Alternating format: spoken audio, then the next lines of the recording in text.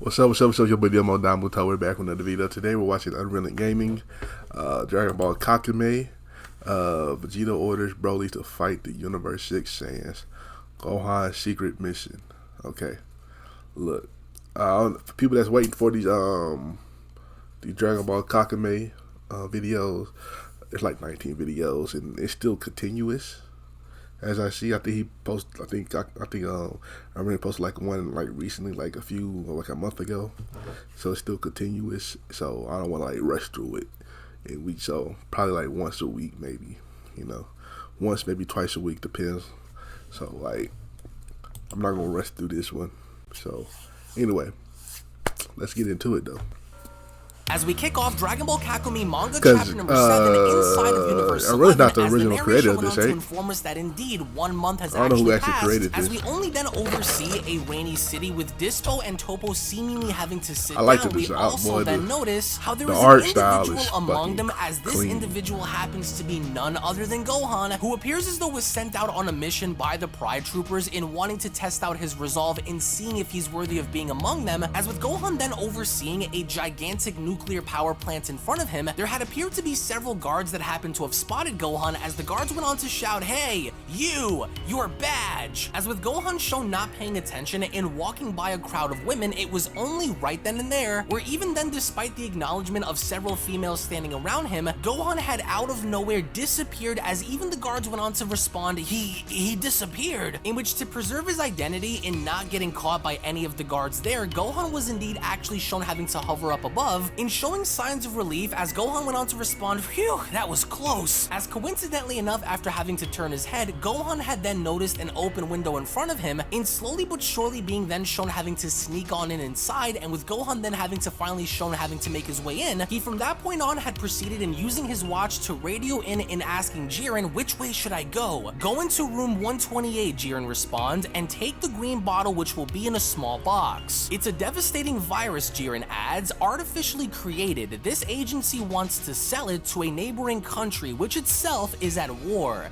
Do everything you can to stop them," Jiren says, in which was exactly what Gohan had gone in doing, because as Gohan was shown having to search for room number 128, eventually enough Gohan had found it, as Gohan then went on to say to himself, "Such pressure. If I miss, countries and even a whole continent may suffer. I'll only have one chance," he says. "Let's go." Okay, secret agent Gohan. To see how Gohan had then gone in slowly opening the door. Behind it, on the other side, we in fact actually get to see, from what it appears to be, a mafia-like group that seems to be sitting around this gigantic round table in sorting out negotiations to see who in fact is going to be buying this virus off of the kingpins. As with Gohan then shown having to make his way inside, one of the individuals there went on to ask, "Who are you? And what are you doing here?" With Gohan responding, "I am a financial consultant and I've come to do a financial audit," he says, which was basically the best that Gohan could have done at that time in having to come up with a ploy, as he only then went on to turn his head towards the right, and finally seeing the virus for himself, that's when Gohan went on to say to himself, "Dad, what would you do in my place?" As Goku's memory went on to respond to Gohan, "Hi Gohan, need some advice, right?"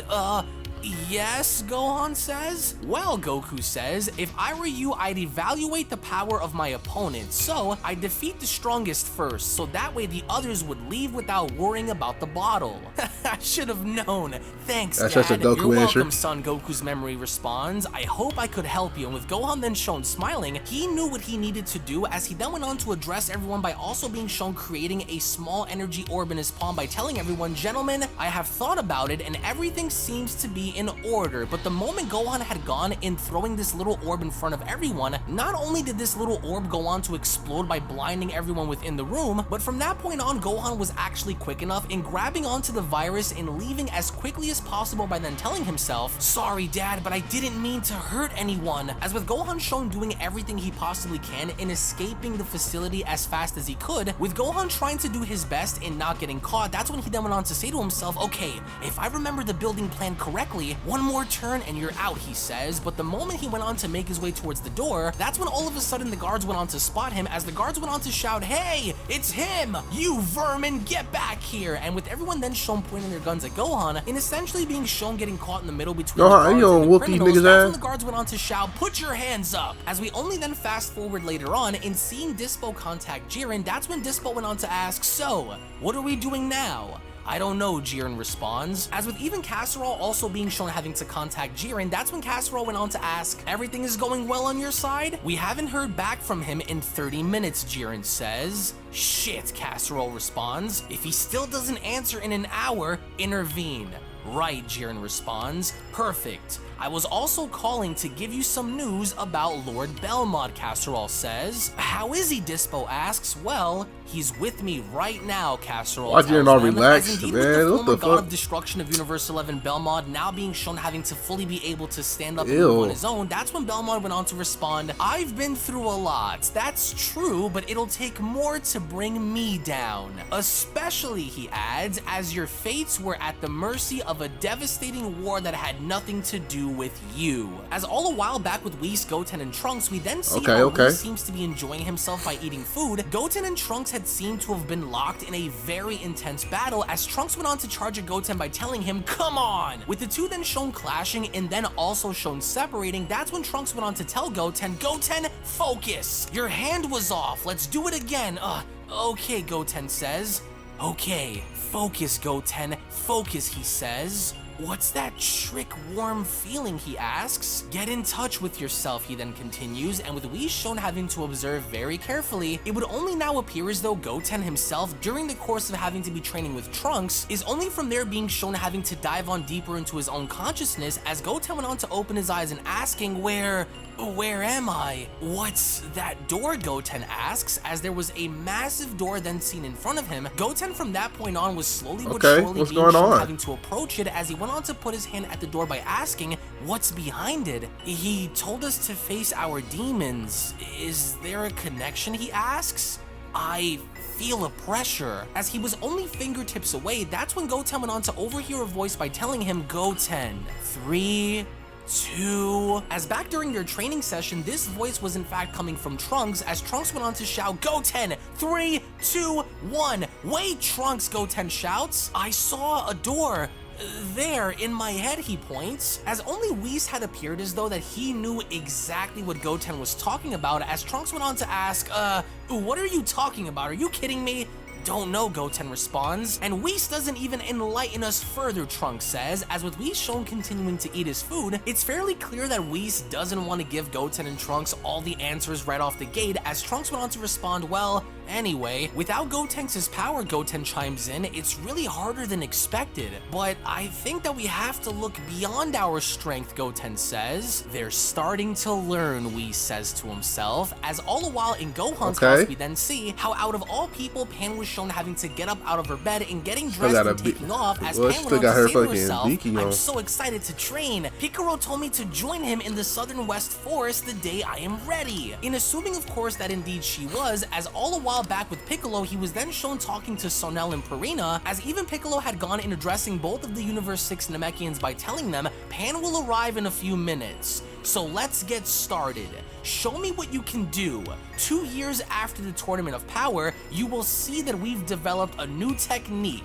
Now stop talking and show me," Piccolo shouts, as 20 minutes later, Piccolo, they whoop your ass in Tournament of Power, though. Had finally made her way and arriving onto the battlefield, but as this was going on, we then observe how Sonel, Purina, and indeed Piccolo were powering up to such an extent in being shown having to fight very, very intensely, that during the course of this battle, Piccolo went on to acknowledge the Universe 6 Namekians by telling them, "Well, I must admit, you've become very strong, and you've taught me something very interesting about our race." "I want to train too," Pan says out of nowhere, and with Piccolo shown looking on back by smiling, we only then venture on over back into Universe 6 in revisiting both Hit and Frost, as 1 month later we still see how Frost seems to be continuing to follow Hit around, as Hit went on to respond, "The pressure rises little by little. the first one to attack will certainly win the battle, because at such a level, each move can be decisive. As with Hit getting ready to fight Frost and training him, it was only right then and there where out of nowhere, Hit actually went on to use one of his traditional and signature moves, which just so happened to have been that of one of the invisible strikes that he had used against Goku and even against Jiren during the Tournament of Power, to where this strike alone was shown being so impactful that not only was Frost shown having to cough up blood, but one would only imagine that this would be it. This would be the only thing that Hit needed to do to take out Frost once and for all. As with Frost shown in absolute pain, that's when he went on to ask himself, how did he do that? It's like I feel his hand on my heart, as if he was pressing it and immobilizing the rest of my body with chains. Damn. I need to resist, Frost says, in which he had gone in doing exactly that, because despite Hit using his time skip and knocking Frost back, even Hit himself went on to notice that something had definitely changed and that this entire battle wasn't going to be as easy as he assumed, because from that moment on, with Frost shown having to cough up blood by smiling, that's when Frost went on to respond, it was close. I must counter the attack. And I know where to hit him where it hurts really bad, he says. In the end, maybe I was wrong, Hit, Frost says. You don't hate your life, on the contrary, you love it. Lacerating your victims is your greatest pleasure, as out of nowhere we then see how it was Frost that had gone in striking Hit directly in the chest by then shouting, straight to the heart. The law of retaliation, nothing more, he says. But even then, as Frost had made the assumption that in fact he had gone in killing Hit once and for all, Frost had then began to notice that indeed there was something very off about this specific version of Hit, because by no means was this the original Hit by any stretch of the imagination, but instead it was a clone. As Frost went on to shout, clones? No, Hit says. We are all one. As once more, with each and every single one of Hit's clones being shown surrounding Frost, with each of them again being shown raising their arms, they from that point on had simultaneously had gone in attempting to do their best in slicing Frost into pieces, to where Frost was shown having to duck, dodge, and avoid each and every single one of these attempts, as Frost went on to respond, phew, I had a close call there. But then, one of the Keyblades from there had actually gone in making contact by completely from there being shown having to slice off Frost's left leg, as even Frost from that point on could not believe it, as Frost chimes in, my leg. Your leg what's happening to me? Frost asks, as with Frost then being shown having to slowly close his eyes and fading into the darkness, we only then go back to planet Sadala 1 month later, and from there being shown how indeed Vegeta was continuing to train the Universe 6 Saiyans, as Vegeta went on to respond, your support's pars and stop making calls, he says, as Vegeta was from there being shown having to make easy work of each and every single one of Universe 6's Saiyans, as Vegeta went on to respond to one of them by telling them, you have to know the difference between going headlong and deliberately creating an opening to counterattack. Well, let's take a break, Vegeta says. We'll be back in 10 minutes, and the moment Vegeta was shown taking off, he from there went on to acknowledge that in fact there only were a few handful of Saiyans that were able to hold their own, as one of the Saiyans went on to stand back up by responding, thanks, Master Vegeta, because this was the progress that Vegeta was looking for. This was exactly what Vegeta had wanted, in seeing all of these Saiyans, of course, slowly but surely grow in power, as Vegeta went on to say to himself, although there are not many of them, seeing them train fills me with pride. Here's Vegeta. Your problem, Caulifla, Vegeta says, as he went on to touch on down. That's when Caulifla went on to respond, don't understand anything. You told me to prepare a move in advance, but you also told me to go for it, she says. One doesn't prevent the other, one of the Saiyan admirals tells her. I learned at my expense that going straight into the pile leads straight into the wall. But no matter how hard I try, I can't make a plan until I take action, he says. So I started preparing a plan B right in the middle of the action, he adds. So you have to drive into the wall, but think about how to destroy its foundations if you don't break it in one go. It seems that they have found each other's wall, Vegeta says to himself. Ah, here you are, Vegeta. It's Mr. for you, Vegeta tells the Admiral. You're still dreaming, the Admiral adds. Come on, Caulifla adds. Don't know who you are, but you're gonna suffer, and I do have a plan B. As with Vegeta then shown having to reach the other side and meeting up with both Kale and Broly, one of the secondary Saiyan Admirals went on to acknowledge Broly by telling him, Broly, you have to accept this energy in you, stop repressing it and deal with it. As for you, young lady, you must gain confidence, she adds. You refuse to believe in your reasoning and it is what blocks you. You're a very smart woman, Kale. I could see that from the beginning. Listen to what she says, Kale, Vegeta adds, and you'll go far. As the third Saiyan Admiral went on to approach Cabba by telling him, Cabba, in 1 month I got to know you and I see the me of my youth in you. You let yourself be carried away by your emotions, but a true Saiyan is not like that. Your logic, patience, and bravery must take precedence over your instinct, haste, and doubts. Understood, Cabba shouts. Cabba, Vegeta asks, can I talk to you for a minute? Okay, but for what? Don't ask any questions, Vegeta responds, as all the while in the old ruins at night, we then see how in fact Cabba, Kale, Caulifla, Vegeta, and Broly have all gathered together, as Caulifla seemed more annoyed than anything else, as she from there went on to ask, seriously, what are we doing here? It's Vegeta who asked me to gather you all here, Cabba says. It'll be brief, Vegeta, what you got planned? Responds, I've been among your groups today. Your respective admirals seem to have things to teach you. That's good. But as far as the fight is concerned, you're already far beyond them. Then we'll meet up every night to face each other, he adds. Draw your best forms, Vegeta shouts. As indeed everyone had in fact done so, including Vegeta by using Super Saiyan Blue evolution, we then witnessed how Caulifla had gone and using Super Saiyan 2, Cabba had gone and using Super Saiyan 2, Kale had gone in perfecting her Berserker form, as all the while Broly was the only one that didn't transform. With Vegeta going as far as to notice this, that's when Vegeta went on to tell him, Broly, take back that form you had during our previous fight. No matter how out of control you get. Since our fight, Broly responds, I have never taken this form again, and I have only vague memories of it. I see, Vegeta says. Kale, you will teach him.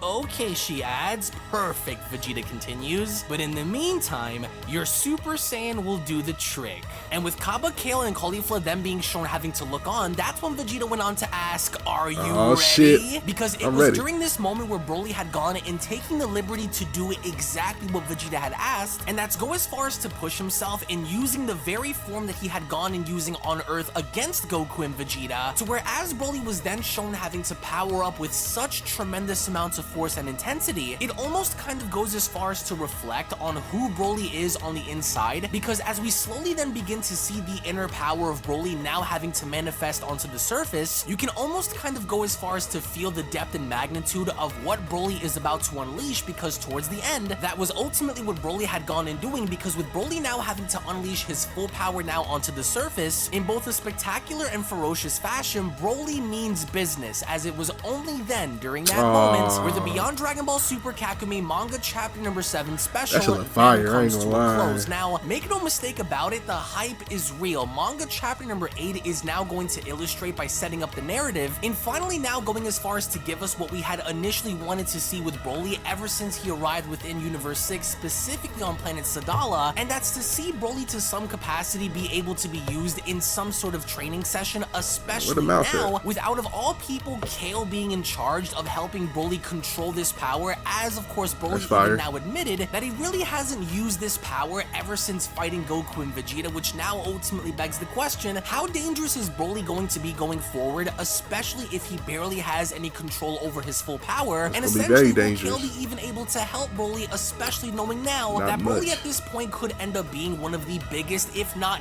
the absolute biggest threat on planet Sadala by far, which as a proxy, one of the things that I really did not like about this manga chapter, and I would even dare say within Kakumei thus far, is the idea of bringing back Belmont by any means, because in manga, bro, this story so fire, bro. Like the art style fire, everything fire, bro. I love this story, man. I can't wait to see more of it, man. Like I said, probably once or twice a week. I don't want to rush through it because it's like 19, but it's continuous still, so I can't wait to see it, man. Make sure you check out the last one.